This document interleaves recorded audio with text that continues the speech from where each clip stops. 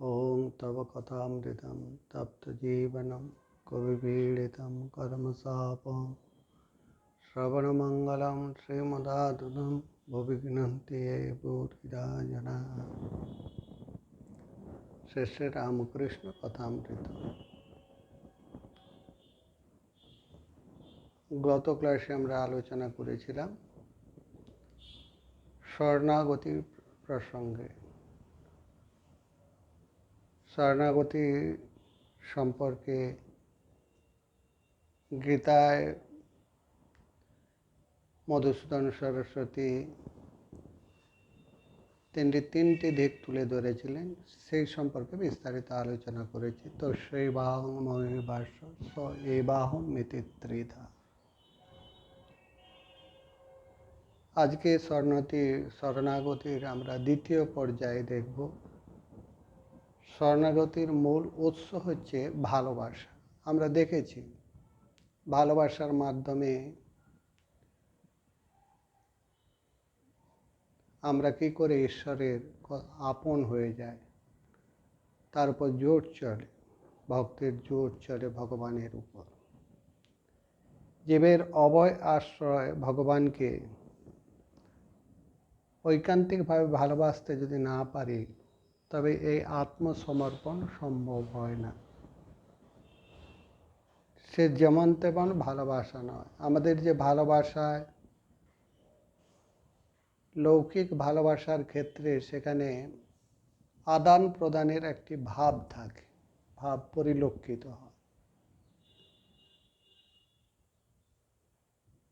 ভক্তিশাস্ত্রে, নারদ ভক্তিশাস্ত্রে নারদ ঋষি তিনি বলছেন সা তস্মিন পরম প্রেম রূপা। পরম প্রেম, এই পরম ভালোবাসা, যে ভালোবাসায় দেনা পাওনার কোনো স্থান নেই। ভালোবাসি কেন জানি না, আমি ভালোবাসি। আমি ঈশ্বরকে ভালোবাসি, তার থেকে কোনো কিছু চাই না। আমি যাকে ভালোবাসি, আমি সর্বস্ব তার জন্য দিতে প্রস্তুত। এইরূপ যে ভালোবাসা, সেটাই ধীরে ধীরে ঈশ্বরের ভালোবাসায় পরিণত হয় এবং ভগবানের উপর কর্তৃত্ব বিস্তার করে। আমরা দেখেছি। এখন আমরা দেখব, আজকে আমরা দেখব চণ্ডীতে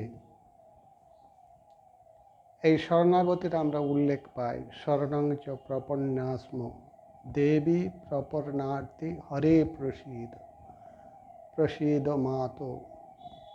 এরকম বহু শ্লোক আছে। শরণাগত দীনার্থ পরিত্রাণ পরায়ণে সর্বস্বার্থী হরে দেবী নারায়ণী নমস্তুতে। এখন দুর্গাপুজো চলছে, দুর্গা উৎসব শুরু হয়ে গিয়েছে। আমাকে অনেকে এই দুর্গাপুজো প্রসঙ্গে আলোচনা করার কথা বলেছিলেন। দুর্গাপূজা আমরা দেখলাম শরণাগতির ক্ষেত্রে, সেই রেশ টেনে আজকে আমরা দুর্গাপুজোর যে তত্ত্ব, যে তার যে বিভিন্ন দিকগুলো আমরা তুলে ধরার চেষ্টা করব।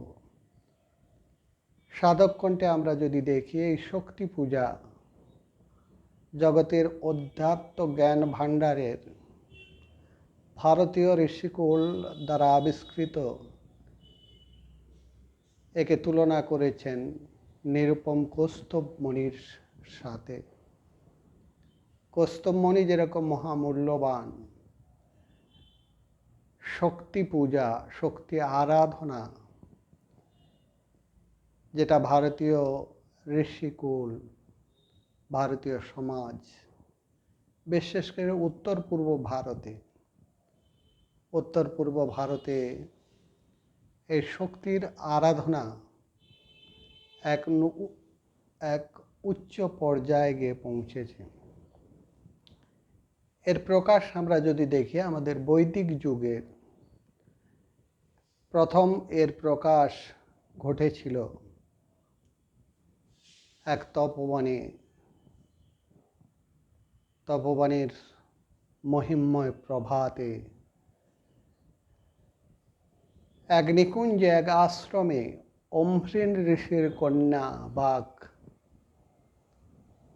যিনি ছিলেন ব্রহ্ম বিদুষী, নিজের আত্মাকে জগতের যাবতীয় শক্তির মূল কেন্দ্ররূপে উপলব্ধি করে তা তিনি এই দেবী সূক্তে প্রকাশ করেছেন। অহং রুদ্রেভি বসুবীর চরাম।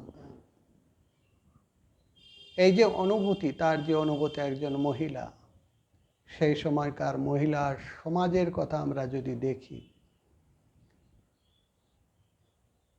আমাদের পণ্ডিত সমাজ, ব্রাহ্মণ সমাজ, তারা মহিলাদের উপর শাস্ত্রটা পাঠের উপর নিষেধাজ্ঞা করেছিলেন। আপনারা যারা স্বামী বিবেকানন্দের বই পড়েন, স্বামীজি এই প্রসঙ্গে বলেছেন যে ভারতবর্ষ যদি আজ পর্যন্ত কোনো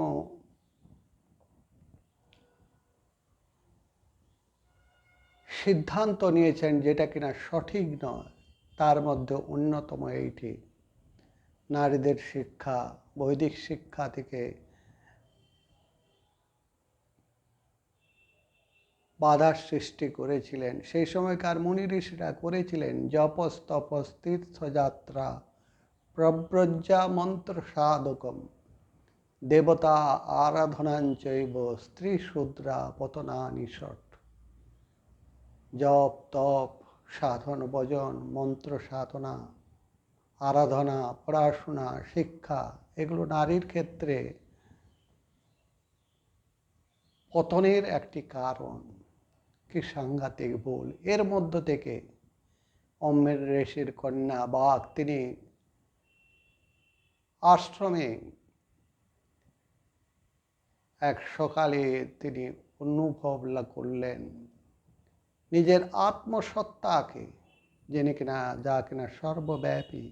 অহং রুদ্রে বিবসুবশ্বরাম, আমি সর্বভূতে আছি, আমি সর্বভূতে বিরাজিতা।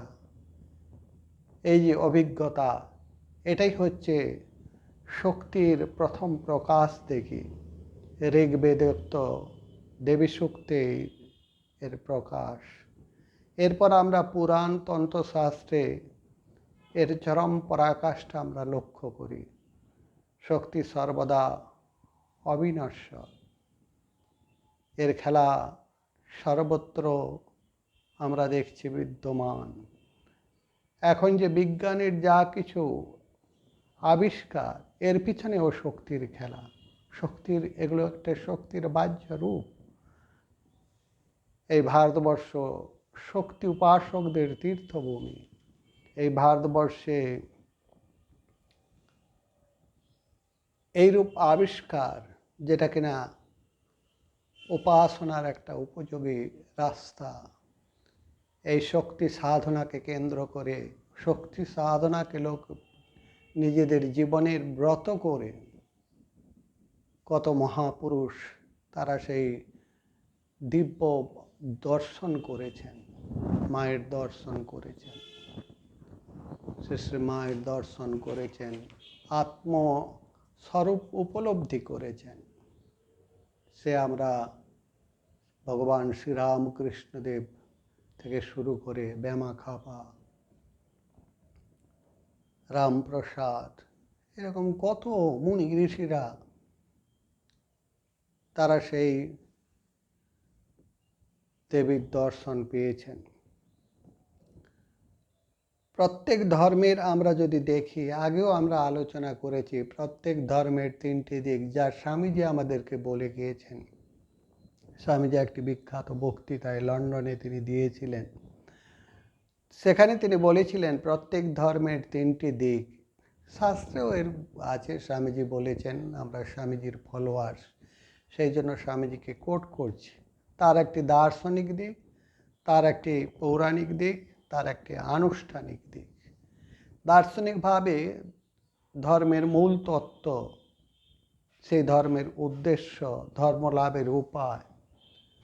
পৌরাণিকভাবে এই দর্শনকে, সে উচ্চ তত্ত্বকে একটা স্থূল রূপ দান করা হয়।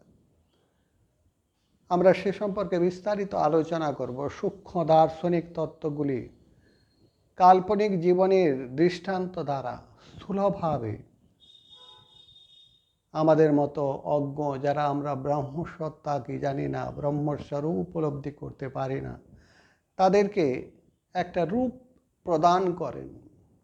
হিন্দু শাস্ত্রে বলেন অব্রহ্মণি ব্রহ্মানুসন্ধানম। অনেকে প্রশ্ন করেন, বিশেষ করে অন্যান্য ধর্মের মানুষেরা, তাদের জানার প্রয়োজন যে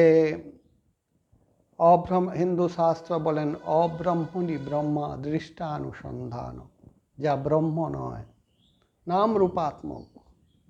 কোনো পদার্থ বা প্রাণীকে ব্রহ্ম বলে ধরে নিয়ে তাতে ব্রহ্মভাব আরোপ করে যে সাধনা, পূর্ণ ব্রহ্মের স্বরূপানুভূতির চেষ্টা করার নামই হচ্ছে প্রতীক বা প্রতিমা পূজা। আমরা যে প্রতিমা পূজা করি, আমরা জানি ব্রহ্ম জগৎ স্রষ্টা, যে ব্রহ্মের কোনো রূপ নেই, নাম নেই। আমরা জীব, আমাদের যা কিছু নাম রূপাত্মক, গত বা তার আগের ক্লাস আমরা আলোচনা করেছি। এই জগৎ হচ্ছে নাম রূপাত্মক। যা কিছু জগতের যা কিছু সব কিছু এই নাম রূপাত্মক, হয় নাম নাহলে রূপ। নাম রূপাত্মক এই জগৎ। এর বেশি আমরা কোনো চিন্তাও করতে পারি না। আমাদের যা কিছু চিন্তা হয় একটা নাম অথবা একটা রূপ। চিন্তা করে দেখবেন আর কিছু অন্য কিছু চিন্তা করতে পারেন কিনা। হয় নাম চিন্তা করেন নাহলে রূপ চিন্তা করেন। নাম রূপাত্মক। এই নাম রূপের পারেও যে কিছু জিনিস আছে সেটা আমরা ধারণা করতে পারি না, বুঝতে পারি না। ব্রহ্মের স্বরূপ তিনি নাম রূপাত্মক, যার কোনো রূপ নেই, যার কোনো নাম নেই। তাকে কি করে আমরা ধরবো? আমাদের মতো অজ্ঞ সেটা আমাদের পক্ষে সম্ভব নয়। সেই জন্য আমরা একটা রূপ প্রদান করি। পূর্ণব্রহ্মের স্বরূপানুভূতির চেষ্টা করার জন্য আমরা একটা রূপ দেই, প্রতিমা পূজা করি। আমাদের ন্যায় বদ্ধ সীমিত জীবের পক্ষে শুদ্ধ ব্রহ্ম কখনোই উপাসনার বস্তু হতে পারে না। কেন? যার স্বরূপে আমাদের বাক্য মনের অতীত, বাক্য মনের অগোচর, তাকে কিভাবে উপাসনা করব, যেটা কিনা সম্ভব নয়। সাথে সাথে আরেকটি জিনিস আমাদের জানা প্রয়োজন, মায়া কখনোই মানব চিত্তের উপাসনার লক্ষ্য হতে পারে না। কারণ ব্রহ্মের উপস্থিতি ছাড়া, ব্রহ্ম থেকে পৃথক হয়ে তার অস্তিত্ব বা কর্ম কোনো কিছুই সম্ভব নয়। সুতরাং ব্রহ্ম ও মায়ার, ব্রহ্ম বা শক্তির যৌথ বা সমন্বিত সত্তাই হচ্ছে পূজনীয়। আমাদের যা কিছু পুজো, মূর্তি পুজো আমরা যে করি, তার পিছনে এই ব্রহ্ম এবং মায়ার একটি সম্মিলিত রূপের মাধ্যমে আমরা তাকে ধারণা করার চেষ্টা করি। সাম্যাবস্থা, তান্ত্রিকরা একেই দেবী বলে আখ্যা দিয়েছেন। সাম্যাবস্থা গুণোপদীকা ব্রহ্মস্বরূপিণী দেবী।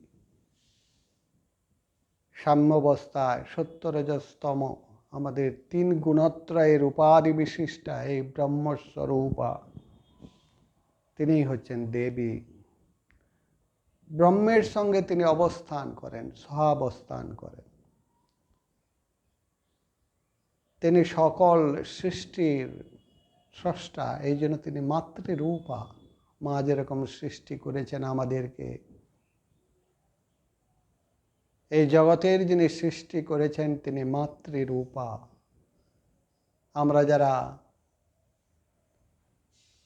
শ্রীরামকৃষ্ণ সংঘের ভাবানুরাগী, আমরা যারা শ্রীরামকৃষ্ণ সংঘের ছায়াতলে সম্মিলিত হয়েছে, তাদের একটি ভাব, সেটা হচ্ছে মাতৃভাব। গত ক্লাসে আমরা এই সম্পর্কে আলোচনা করেছিলাম। শ্রীরামকৃষ্ণের ভাব মাতৃভাব। শ্রী মা বলছেন, এই মাতৃভাব বিকাশের জন্য আমায় রেখে গিয়েছে। মাতৃভাব, মাতৃরূপা মুক্তিকামী হয়ে একাগ্রচিত্তে প্রার্থনা জানালে তিনি আমাদের সেই দ্বার উন্মুক্ত করে দেন। শ্রীরামকৃষ্ণদেবকে এই প্রসঙ্গে যখন প্রশ্ন করা হয়েছিল পুরুষ এবং প্রকৃতির প্রভেদ কি, এই কথামৃতে আছে, আমরা পাব।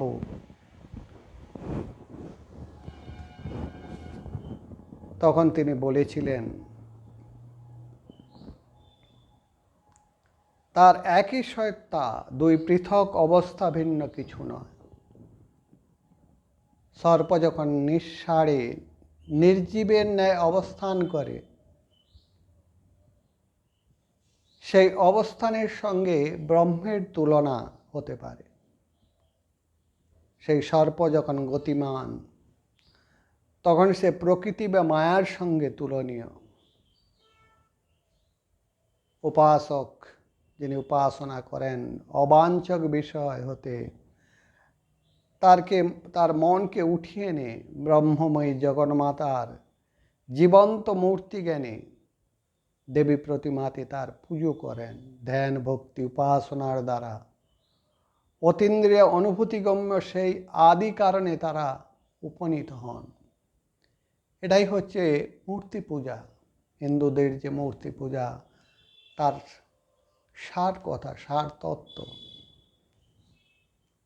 যেখানে কোনো জাগতিক মানসিক বা আধ্যাত্মিক শক্তির প্রকাশ, যা কিছু শক্তি, যা কিছু সৃষ্টি, যা কিছু বিকাশ, সেই শক্তি থেকেই জাত সেই মহাশক্তি। এই মহাশক্তি সেই সব যাবতীয় শক্তির একমাত্র জননী, আদ্যা শক্তি মহামায়া। তার পূর্ণ প্রকাশ সব শক্তির পরিপূর্ণতা হয়ে থাকে এবং প্রলয়ে সেই মহাশক্তি, সেই মহাশক্তিতে আমরা বিলীন হয়ে যাই। সমগ্র বিশ্বের ভিতরে বাইরে অনন্তভাবে এই দেবাসুরের সংগ্রাম চলছে, জীবনের সঙ্গে মৃত্যুর, সৃষ্টির সাথে প্রলয়ের, ধর্মের সাথে অধর্মের, জ্ঞানের সাথে অজ্ঞানের, দেবভাবের সাথে পশুভাবের। বাইরের শক্তি লাভ করে মানুষ দুঃখ কষ্ট থেকে মুক্তি পায়, ঐহিক সুখ শান্তি লাভ করে অন্তরের শক্তি জাগ্রত করে সাধক সমস্ত রকমের দুঃখের হাত থেকে রক্ষা পায়, চরম সুখের দিকে এগিয়ে পড়ে। অজ্ঞানের সাথে জ্ঞানের সংগ্রাম। যুগে যুগে আমরা যদি দেখি, পৃথিবীর ইতিহাস যদি দেখি, এই আবহমান কাল ধরে এই ধারা চলছে। ব্যক্তির ভিতর, জাতির ভিতর, সমাজের ভিতর, বিশ্ব ব্রহ্মাণ্ডের ভিতর কত ভাবে, কত রূপে কত না হচ্ছে এবং হয়েছে। আমরা জীবনে অশান্তি, দুঃখ, পরাজয় আমরা কেউ চাই না। আমরা শান্তি চাই, আমরা আনন্দে থাকতে চাই। কিন্তু দিনের পর রাত্রির মতো আসে দুঃখ, কষ্ট, অশান্তি, দিনের পর রাত্রির মতো আসে। শুধু আমাদের জীবনে নয়, উন্নততর জীবনেও আমরা যদি দেখি, দেবতাদের জীবনেও একই অবস্থা ঘটে। পুরাণে কথিত দেবতারা দানব শক্তির কাছে যখন পরাজিত হয়েছিলেন, তারা সাধারণ মানুষের মতো বিচরণ করতে থাকে। সেই অবস্থায় তারা সন্তুষ্ট ছিলেন না। এই অবস্থায় আত্মসন্তুষ্ট থাকাই হচ্ছে তামসিকতা। স্বামীজি এই কথাটি, স্বামীজির বই যারা পড়েছেন, স্বামীজিকে যারা ভালোবাসেন, স্বামীজিকে নিয়ে যারা চিন্তা করেন, তারা জানেন স্বামীজি এটি পছন্দ করতেন, আত্মসন্তুষ্ট থাকায়। আত্মসন্তুষ্ট তখনই থাকতে পারে যখন আমার মধ্যে ক্ষমা ভাব আসে। কিন্তু ক্ষমা কাদের ভূষণ? ক্ষমা হচ্ছে ক্ষমা প্রভবতু। রাজা রাজরাদের ভূষণ হচ্ছে ক্ষমা। যাদের শক্তি আছে, ক্ষমতা আছে, তারা যদি ক্ষমা করেন সেটাই ক্ষমা। আমি অসহায়, দিনহীন, শরীর ভালো নয়, লিকপিকে, কেউ এসে আমাকে ধাক্কা মারল, আমার কিছু করার নেই, আমি বললাম আমি তোমাকে ক্ষমা করলাম, এটা ক্ষমা হলো না। সামর্থ্য থেকেও আমি যদি তাকে ক্ষমা করি, সেই ক্ষমাই ক্ষমা। পুরাণে কথিত আছে, দেবতারা দানব শক্তির নিকট পরাজিত হয়ে তারা কিন্তু সন্তুষ্ট ছিলেন না, তার প্রতিকারে চেষ্টা করতে থাকেন। সকলে মিলিত হয়ে অন্তর্নিহিত মহাশক্তিকে জাগিয়ে তুললেন। ব্যষ্টি শক্তি যখন পরাভূত, সমষ্টি শক্তির এই দুর্গোৎসব আমাদেরকে অনেক কিছু শিক্ষা দেয়। অনেক কিছু দর্শন আমাদের সামনে তুলে ধরেছেন এই হিন্দু শাস্ত্র।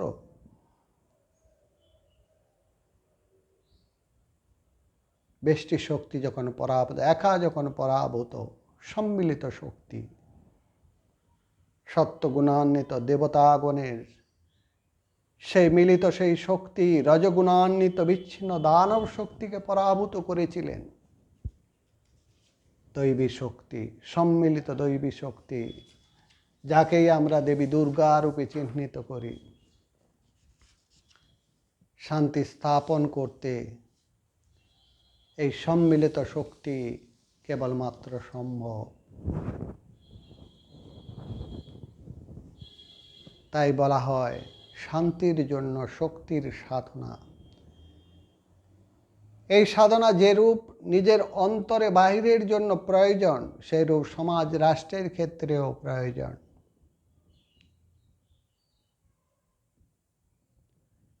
এর যে মূল তত্ত্ব, সেটিকে স্বীকার করে নিয়ে আমাদেরকে এগোতে হবে। জীবনের জয়যাত্রার পথে আমাদের অগ্রসর হতে হবে এবং অন্তরে অন্তরে উপলব্ধি করতে হবে, যা দেবী সর্বভূতেষু শক্তিরূপেণ সংস্থিতা। নমস্তস্যৈ নমস্তস্যৈ নমস্তস্যৈ নমো নমঃ। জগতের যা কিছু এই শক্তির তারতম্য বশত ক্রমবিকাশ আছে বলে স্তরভেদ আছে। নিম্নতর স্তর থেকে শুরু করে মানুষ তথা সমগ্র জীবনের সাধনা চলছে ক্রমশ উচ্চ থেকে উচ্চতর স্তরের দিকে। আমাদের বিজ্ঞান আমাদেরকে শিক্ষা দেয় এই স্তর ধীরে ধীরে ধীরে ধীরে এক কীটাণুকীট জীব থেকে, অ্যামিবা থেকে ধীরে ধীরে জীবনের পর জীবন পড়তে পড়তে কত জীবন পেরিয়ে আমরা এই মনুষ্য জীবন পেয়েছি। শঙ্করাচার্য তিনি বিবেক চূড়ামণিতে লিখছেন, জন্তুনাং নরজন্ম দুর্লভ, শতজন্ম কোটির সুকৃতই পুণ্যই বিনা ন লভ্যতে। শত জন্ম কোটি সুকৃত, কত শত শত কোটি বছর তার সুকৃতির ফল হিসাবে আমরা এই জীবন পেয়েছি। উচ্চতর স্তরের দিকে আমাদের গতি। মনুষ্য জীবনের প্রথম স্তরে মানুষের মন থাকে শরীর কেন্দ্রিক। শরীর সেই মতো সাধনা শরীর কেন্দ্রিক। পেশি শক্তির প্রাধান্য, পেশি শক্তির প্রাধান্য আমরা লক্ষ্য করি। আসরিক বল, বীর্য, দম্ভ, দর্প ইত্যাদি মানুষকে পশু স্তরেই আবদ্ধ করে রাখে। সমস্ত দুর্গোৎসবকে আমরা যদি তার দার্শনিক দিকগুলো দেখি, মহিষাসুর আর বাইরের কেউ নয়, মানুষের ভিতরকার যে পাশবিক দিকগুলো, যেটা কিনা তার প্রাথমিক দিক, আসরিক বল, বীর্য, দম্ভ, দর্প ইত্যাদি মানুষকে পশু স্তরে আবদ্ধ করে রাখে। এখানে পেশি শক্তির সাধনা, আসরিক বল, বীর্য, দম্ভ, দর্প মানুষকে পশু স্তরে পশুর মতোই করে রাখে। মহিষাসুরের প্রতীকে পুরাণকার সেটিই তুলে ধরার চেষ্টা করছেন। ধীরে ধীরে মানসিক স্তরের যখন বিকাশ ঘটে, তখন শুরু হয় বুদ্ধির সাধনা। পেশি শক্তির থেকে শ্রেষ্ঠ হচ্ছে, আমি এরূপ আরেকটি ক্লাসে আলোচনা করেছিলাম, বৌদ্ধিক শক্তি। তারপরের অবস্থা গৃহস্থদের সম্পর্কে, গৃহস্থাশ্রম সম্পর্কে যখন আলোচনা করেছিলাম, তার উল্লেখ করেছিলাম। এর পরের স্টেজ হচ্ছে আত্মশক্তি, মস্তিষ্ক প্রসূত বুদ্ধির সাধনা। প্রতিকূল অবস্থা জয় করে, প্রতিবেশীকে পরাভূত করে, কূটবুদ্ধি বলে স্বার্থ সুখে মত্ত হয়ে যায়। ক্রমশ যখন হৃদয়ের বিকাশ ঘটে, প্রেম প্রীতি ভালোবাসার মাধ্যমে, যে ভালোবাসার কথা শুরুতে বলেছিলাম, মানুষ স্বার্থ ত্যাগ করতে শিখে, মানুষ পরার্থে জীবন উৎসর্গ করতে অনুপ্রাণিত হয়। এইভাবে উচ্চতর শক্তি সাধনার মাধ্যমে মানুষ শিবত্ব প্রাপ্তি হয়, নিজের স্বরূপ উপলব্ধি করে। মানব জাতির এই ক্রমবিকাশ, প্রতিটি পদে পদে রয়েছে শক্তির সাধনা, শক্তির তারতম্য, শক্তির চেষ্টা। এভাবে জ্ঞাতসারে অজ্ঞাতসারে মানুষ যখনই একটা ভালো কাজ করতে যায়, তখনই অনেক বাধা এসে যায়। বুদ্ধদেবের জীবনে মার আক্রমণ করেছিল, মার আর কিছু নয়, বাঘ সিংহ বাইরে থেকে কেউ আসেনি, মনের। অনেক সময় আমরা যখন কোনো ভালো কাজ করতে চাই, পরার্থে কোনো কিছু করতে যাওয়ার আগে অনেক সময় আমাদের মনের মধ্যে এই মার এসে উপস্থিত হয়। কিন্তু সৎসঙ্গ, সাধুসঙ্গ, শ্রীরামকৃষ্ণদেব সাধুসঙ্গের কথা বারে বারে বলছেন এই কথা অমৃতে।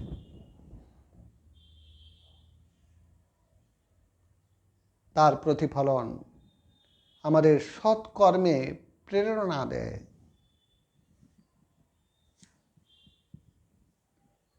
জ্ঞাতসারে অজ্ঞাতসারে আমরা সবাই কোনো না কোনো প্রকারে সেই শক্তির আরাধনা করে চলেছি। সেই শক্তিকে এড়াবার কোনো উপায় নেই। হিন্দু ধর্মের ঈশ্বরের রূপটি সগুণ নির্গুণ দুইভাবে চিন্তা করে। মূর্তি পুজো অনেক যেরকম করে, আবার অনেকে নির্গুণ নিরাকার ধ্যান করে। সগুণ রূপের ধ্যান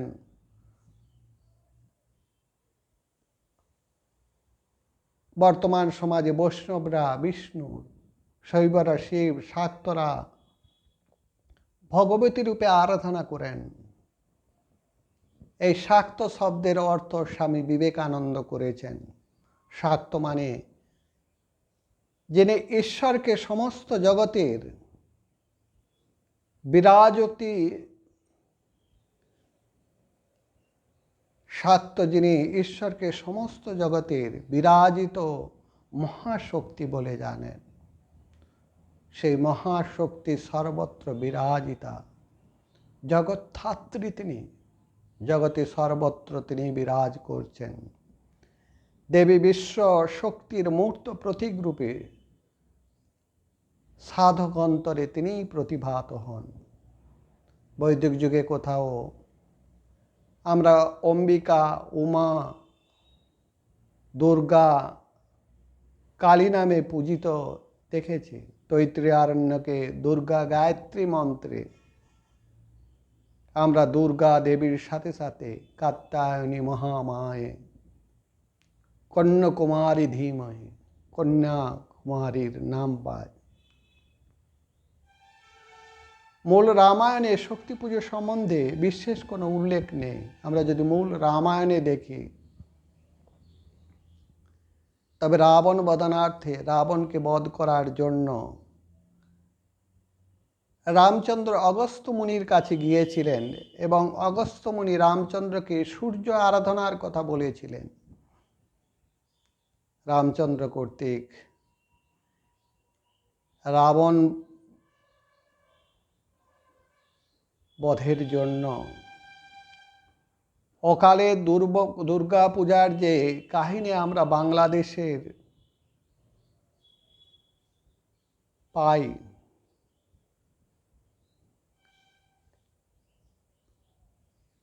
যার থেকে শারদীয়া দুর্গা পূজার সৃষ্টি রূপে আমরা স্বীকার করি, সেটা কবি কীর্তিবাসের বঙ্গভাষায় রচিত রামায়ণ গ্রন্থেই পাওয়া যায়। তিনি কোথা থেকে এই তথ্য সংগ্রহ করেছিলেন সে সম্পর্কে বিশেষ কিছু জানা যায় না। তবে মহাভারতের দুটি দুর্গা স্তোত্র এবং এর পরিশিষ্ট হরিবংশের অন্তর্গত আর্যা স্তবগুলি শাক্ত উপাসকদের ইষ্টদেবীর যে পরিচয় বহন করে তা এক্ষেত্রে স্মরণীয়। আমরা সেগুলো কিছু কিছু শ্লোক আমরা পাই।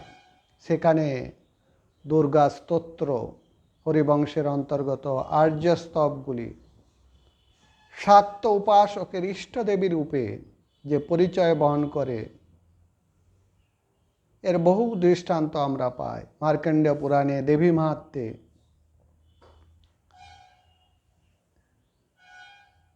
দেবীর রূপের কয়েকটি শ্লোকে দেবীর রূপের বর্ণনা আছে। কতগুলি বৈশিষ্ট্যের উপর গুরুত্ব দেওয়া হয়েছে। তার বৈদিক রূপ, তার সৌম্য উগ্র রূপ, তিনি জননী, তিনি ভগিনী, তিনি দুহিতা প্রভৃতি বিভিন্ন রূপে প্রকাশ আমরা বিশদভাবে এখানে পাই। দেবী মহামায়ার স্বরূপ, তার উৎপত্তি সম্বন্ধে জিজ্ঞাসু সুরত রাজার প্রশ্নের উত্তরে মেধস মুনি বলেছিলেন, দেবী নিত্যা, সমগ্র জগৎ পরিব্যাপ্তা। তবু তার উৎপত্তি সম্বন্ধে এই মহিষাসুর মর্দিনী, চণ্ডমুণ্ড বিনাশিনী, শুম্ভ নিশুম্ভ হন্ত্রী প্রভৃতি কাহিনী প্রচলিত। আমরা যদি দেখি সাথে সাথে নারায়ণ স্তুতিতে বিশ্বাধার, বিশ্ববীজ, বৈষ্ণবী শক্তি, নবমাতৃকা, লক্ষ্মী, নারায়ণী, সরস্বতী, কাত্যায়নী, দুর্গা, ভদ্রকালী, অম্বিকা প্রভৃতি বিভিন্ন প্রকাশের স্তব আমরা পাই। বিভিন্ন প্রকাশের স্তব সেখানে করেছে। দেবীর এখানে আমরা কিছু উক্তি আমরা পাই। তিনি বিভিন্ন যুগে বিন্দবাসিনী, রক্তদন্তিকা, শতাক্ষী, শাকম্ভরী, দুর্গা, ভীমা, ভ্রামরী নামে অবতীর্ণ হয়ে অসুর বিনাশ ও জগতে শান্তি প্রতিষ্ঠা করেছিলেন। আগম শাস্ত্রে এই দুর্গার বিভিন্ন রূপের পরিচয় আমরা পাই। যেমন তিনি নীলকণ্ঠী, চতুর্ভুজা, 4 হাত বিশিষ্ট নীলকণ্ঠী, ক্ষেমঙ্করী, চতুর্ভুজা, হরসিদ্ধি, চতুর্ভুজা, রুদ্রাংশ দুর্গা, চতুর্ভুজা, বান দুর্গা, অষ্টভুজা, অগ্নি দুর্গা, অষ্টভুজা, জয় দুর্গা, চতুর্ভুজা, বিন্দবাসিনী দুর্গা, চতুর্ভুজা, দেবী ত্রিনয়না, সাধারণত কৃষ্ণ বর্ণা দেবী, নবযৌবন সম্পন্না, গীতায় তার উল্লেখ, চণ্ডীতে তার উল্লেখ করেছেন, নবযৌবন সম্পন্না, পীনোন্নত পয়োধরা এবং সর্বাভরণ ভূষিতা, কখনো পদ্মাসনা, কখনো দেবী মহিষাসুর মর্দিনী রূপে বিশেষ পরিচিত। পূর্বে এই মহিষকে মহিষমুখী রূপে দেখা যেত।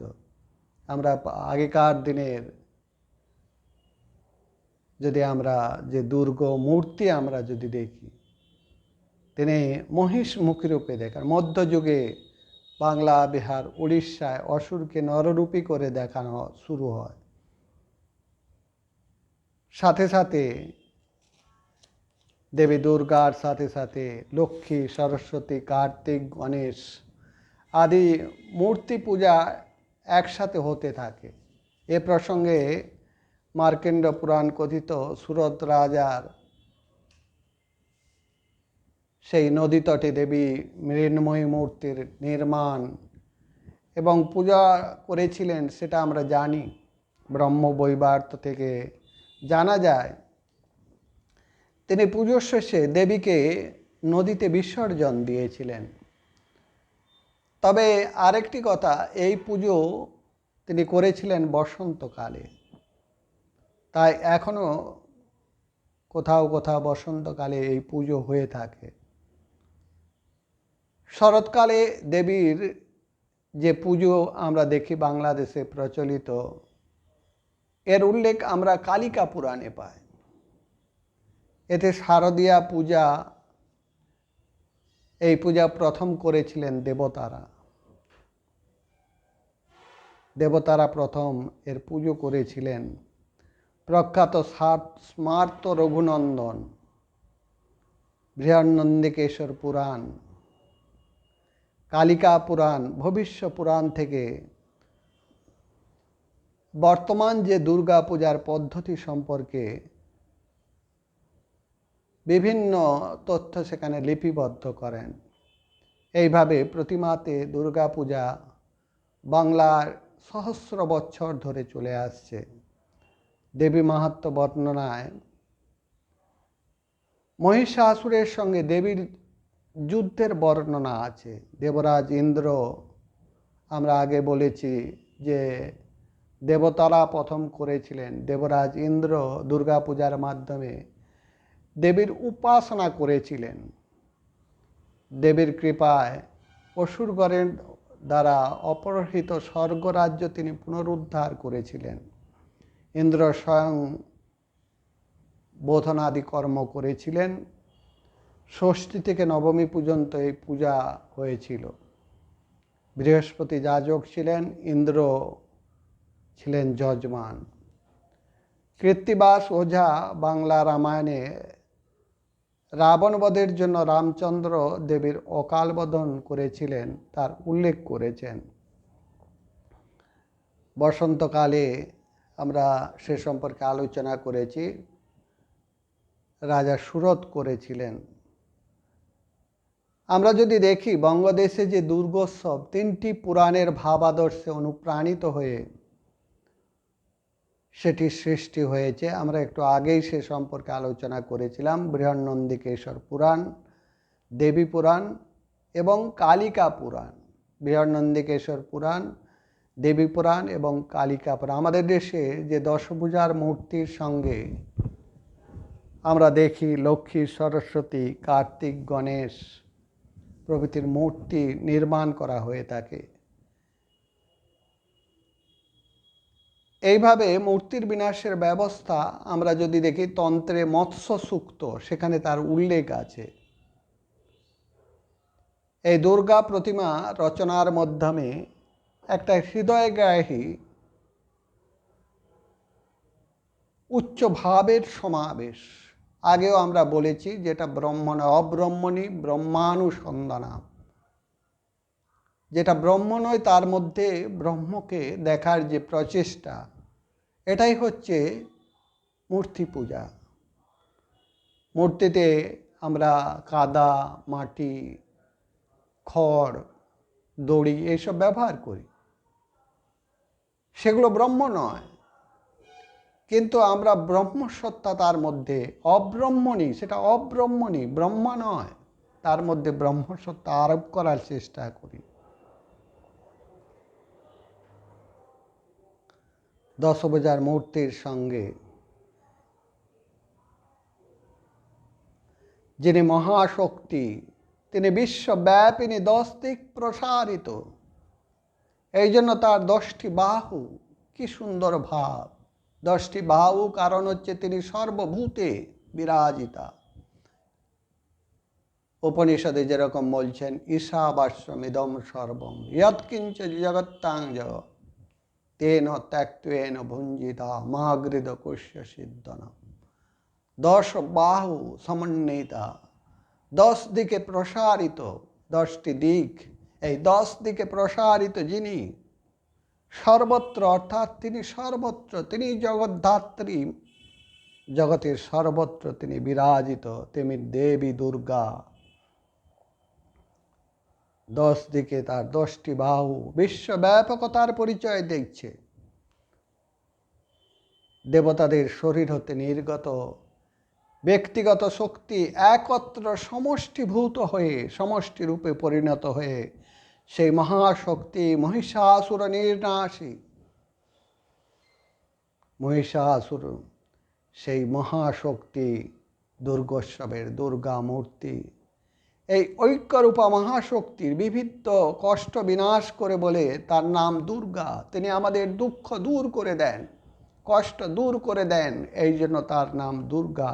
জগতের যা কিছু অসভ্য, অশুভ, যা কিছু দুষ্ট, এর প্রতীক হচ্ছে অসুর, বদমাস, শয়তান, এর প্রতীক হচ্ছে অসুর। অসুর মহাশক্তির পদদলিত রূপে পরিকল্পিত হয়ে অশুভের দলনে মহাশক্তির মহাভাব এখানে ঘোষণা করছেন। জগতের অমঙ্গলের মধ্যে মঙ্গল, অশিবের মধ্যে শিব, সম্পূর্ণরূপে অশিব বলে কিছু নেই। সেই জন্য তন্ত্রে এই অসুর শিব রূপে বর্ণিত হয়েছে। আমরা যদি দেখি, এই অসুরের আবির্ভাব হেতু আমরা দেখতে পেয়েছি দেবী দুর্গাকে।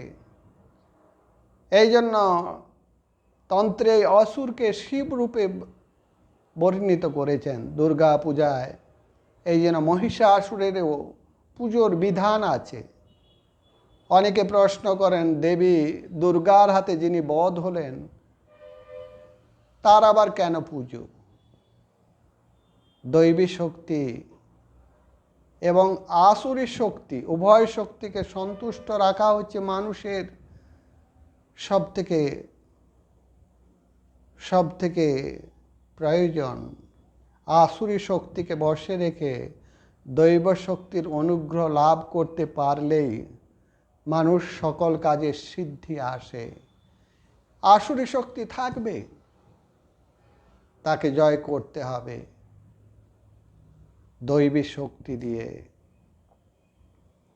দেবী পুরাণে একটি উপাখ্যানে আছে, দেবী দুর্গার হাতে নিহত প্রায় মহিষাসুর জীবন রক্ষার উপায়ন্তর না পেয়ে তিনি করজোড়ে দেবীর স্তব করতে আরম্ভ করলেন। দেবী তার স্তবে সন্তুষ্ট হয়ে আশীর্বাদ করলেন, তোমাকে এ শরীর ত্যাগ করতে হবে, তবে তুমি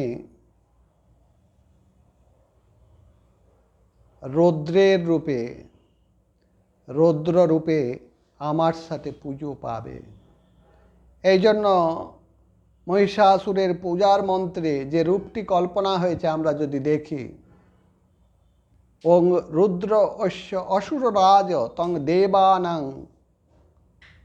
দর্পনাশক, প্রণাম মন্ত্রে, এই মহিষাসুরের যে প্রণাম মন্ত্রে সেখানে আমরা পাই মহিষাসুরকে শিবরূপে কল্পনা করেছেন। ওই মহিষস্তং মহাবীর শিবরূপ সদাশিব।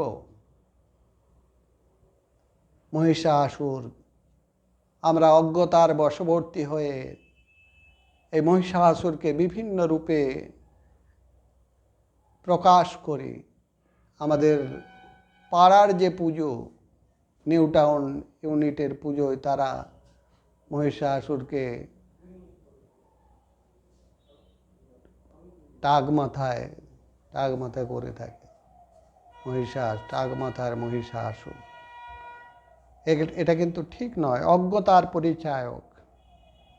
পুরাতন্ত্রে 52 পীঠের উল্লেখ আছে। কামরূপ পীঠে শারদা পূজার প্রাধান্য, কামরূপ, কামাখ্যা তীর্থক্ষেত্র, শক্তি সাধনার পীঠস্থান। কামরূপ পীঠে শারদা পূজার প্রাধান্য। হিমালয়ের উমা মহেশ্বরের পীঠস্থানে বাসন্তী পুজোর প্রাধান্য। রাজা কংস নারায়ণ চীনা আচারের প্রভাবে বাসন্তী পুজোর প্রবর্তন করেন। ভুটানে এই বাসন্তী পুজোর প্রচলন আছে। বাংলার বিভিন্ন গ্রামে গঞ্জে আমরা দেখি চণ্ডী পুজোর চণ্ডী স্থান, চণ্ডী ক্ষেত্র গড়ে উঠেছে। ভগবান হচ্ছে ভাবের ঠাকুর। তিনি সাধকের পরিতৃপ্তির জন্য মনোময় রাজ্যে নানা রূপ ধারণ করে থাকেন। সাধক যেভাবে, যে ভাব অবলম্বনে সাধনা করে থাকেন, সেই ভাবগণ অবস্থান ইষ্টদেবতা ভাবানুকূল রূপে সাধকের হৃদয় মধ্যে ফুটে ওঠেন। সাধক সেই রূপ লোক সমাজে প্রচার করে দেন, প্রতিমা গড়ে পুজো করেন। এই পদ্ধতি অনুসারে বাংলা দুর্গোৎসবের প্রবর্তন আমরা দেখলাম। বৌদ্ধ প্রভাবের পর দেশে মূর্তি পুজোর প্রচলন হয়।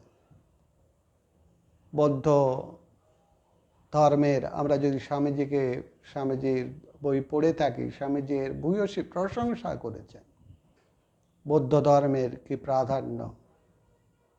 আজকের যে স্কুল, কলেজ, শিক্ষা প্রতিষ্ঠানগুলো সমস্ত কিছু গড়ে তুলেছেন এই বৌদ্ধ সম্প্রদায়।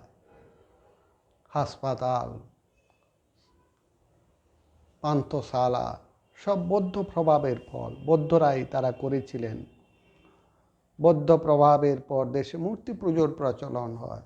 বৌদ্ধতন্ত্রে মাতৃপূজার প্রাধান্য আমরা পরিলক্ষিত হয় দেখি।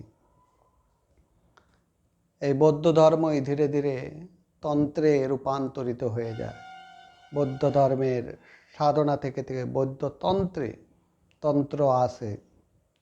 প্রবাদ আছে, গোরখনাথ প্রথম মায়ের দশভুজা মূর্তি রূপ দর্শন করেছিলেন।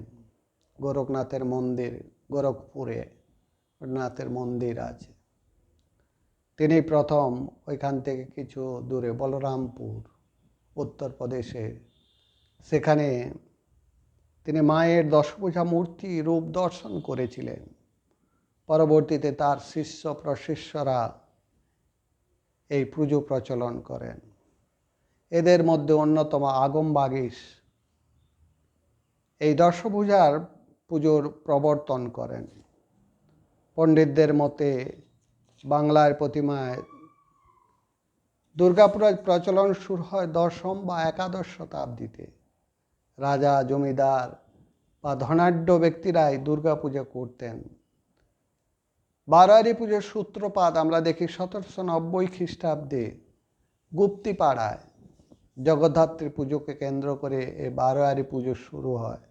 12 জন ব্রাহ্মণ মিলে এই পুজো করেছিলেন বলে এই পুজোর নাম হয় বারোয়ারি পুজো। গুপ্তিপাড়ার পুজোর সাফল্যে এই বারোয়ারি পুজো ধীরে ধীরে প্রসার লাভ ঘটে। এই বারোয়ারি পুজোই রূপান্তরিত হয় সার্বজনীন পুজোয়। 1918 খ্রিস্টাব্দে বাংলায় প্রথম রেজিস্ট্রিকৃত এইরূপ পুজো হয় বাগবাজারে। এই পুজোকে কেন্দ্র করে এক বিরাট উৎসবের রূপ নেয়। ভারতবর্ষ মাতৃপূজার ভূমি। পৃথিবীর অন্যান্য জাতির ইতিহাস, ঐতিহ্য আলোচনা করলে আমরা দেখতে পাই যে কোথাও নারী মাত্রই মাতৃদৃষ্টিতে অবলোকিত হয়নি। শক্তি উপাসনার দ্বারা ভারতবর্ষ জগতের আধ্যাত্মিক ক্ষেত্রে শীর্ষস্থান অধিকার করে। যুগাবতার ভগবান শ্রীরামকৃষ্ণদেবের আবির্ভাবে নারী প্রতীকে শক্তি পুজো ভারতে বর্তমান যুগে আবার শুরু হয়। নারী প্রতীকে এই রূপ শুদ্ধভাবের শক্তি পুজো বিশ্বের কোনো জাতি এর আগে প্রত্যক্ষ করেনি। সব নারীর ভিতর জগদম্বার সাক্ষাৎ প্রকাশ উপলব্ধি করে ভারতীয় সাধনার বৈশিষ্ট্য এবং ভগবান শ্রীরামকৃষ্ণদেব সাধনা করে লোক শিক্ষা প্রদান করলেন। 12 মাসে 13 পার্বণের দেশ এই বঙ্গভূমি। দুর্গাপুজো বাঙালির একটা নিজস্ব উৎসব। দুর্গাপূজায় মহাপূজাকে কেন্দ্র করে উচ্চ নীচ, ধনী দরিদ্র, বিদ্বান মূর্খ সবাই ভেদাভেদ ভুলে মেতে ওঠে মাতৃ আরাধনায়। বাংলার জীবনে এই মহোৎসবের তাৎপর্য সুদূর প্রসারী। আমাদের মনকে জীবনকে নাড়া দেয় প্রতি বছর। দুঃখ কষ্টময় জীবনে একটু আনন্দের আশায়, বৈচিত্র্যের আশায় আমরা অপেক্ষা করতে থাকি এই পুজোর দিনগুলির জন্য। দুর্গাপূজা মহামিলনের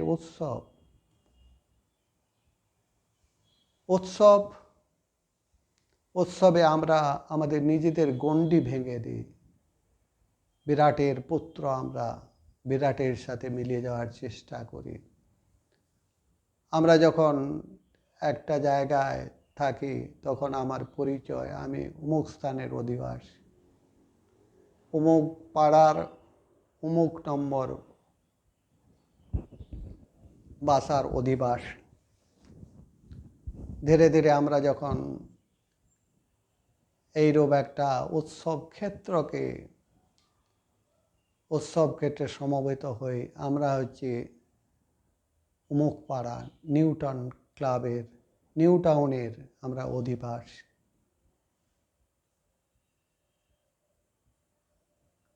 আবার যখন আমরা নিজেদেরকে বিস্তার করে বাড়াতে থাকি, আপনি যখন কলকাতায় যান সেখানে গিয়ে জিজ্ঞেস করেন আপনি কোথাকার অধিবাসী, আপনি তখন বলেন না এত নম্বর বাড়ির অধিবাসী, এই পাড়ার অধিবাসী, নিউ টাউনের অধিবাসী, আপনি বলেন কোচবিহারের অধিবাসী। বিরাট হতে থাকে, বড় হতে থাকে।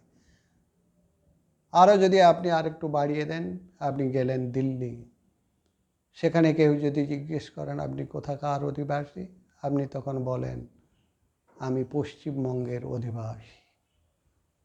আবার যখন আপনি বিরাট হয়ে যান, বড় হয়ে যায়, আমরা হচ্ছি বিরাটের সন্তান, আনন্দের সন্তান।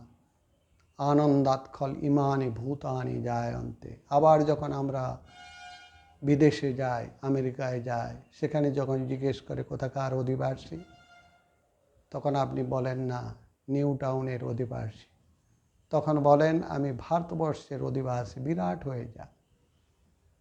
এই বিরাটের অনুভব হয় উৎসবের দিনগুলোতে। আমরা একে অপরকে আপন করে নিই। আনন্দস্বরূপ আমাদের সত্তা। यत वा इमानि भूतानि जायन्ते आनन्दात् खल इमानि भूतानि जायन्ते आनन्देन जातानि जीवन्ते आनन्दं प्रयन्त विश्वं विशन्ति। আনন্দের সন্তান আমরা, আনন্দ করতে ভালোবাসি। আনন্দ হচ্ছে আমাদের স্বরূপ। এই উৎসবের দিনগুলোতে তার উপলব্ধি হয়। ওম শান্তি, ওম শান্তি, ওম শান্তি।